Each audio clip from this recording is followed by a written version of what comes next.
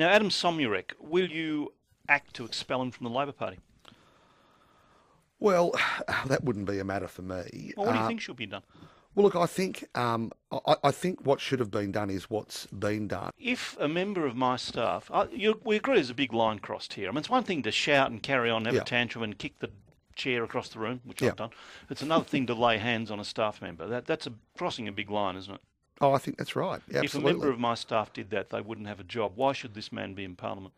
Well, look, I think if any minister in the government was the subject of a report of this nature that we've seen from Mr. Strong, then any one of us would be removed from cabinet. It's another step entirely to remove someone from Parliament who's been duly elected by the voters. Sack him from the Labor Party.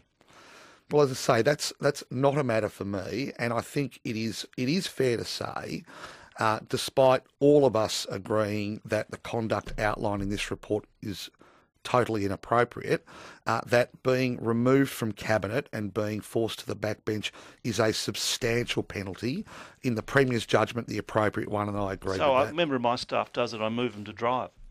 Move them off the program. In the real world, this person would not keep a job. Well, I don't think that's an appropriate comparison. All right, in a factory, if a manager did that to a staff member, they wouldn't keep their job. Well, perhaps so, but what in the context of government, when someone has been elected by the voters, what the Premier is able to do is to act decisively by removing someone from the cabinet, and that's what's been done. And I draw the contrast, Neil, with, for instance, the refusal of the Prime Minister to take any action against Bronwyn Bishop. Oh, come on. Well, I think... Can't just answer to the problems your government's got without trying to divert attention to the other side. I'm not trying to, Neil, but I'm drawing... You're suggesting that what's been done is not sufficient. I think Bronwyn Bishop should go too, okay? Right. Well, we agree on that as well. This is why politicians are not respected.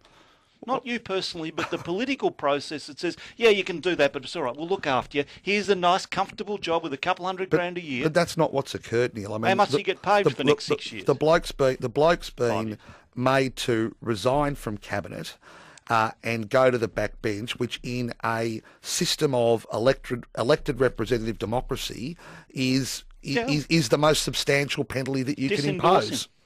Anyway,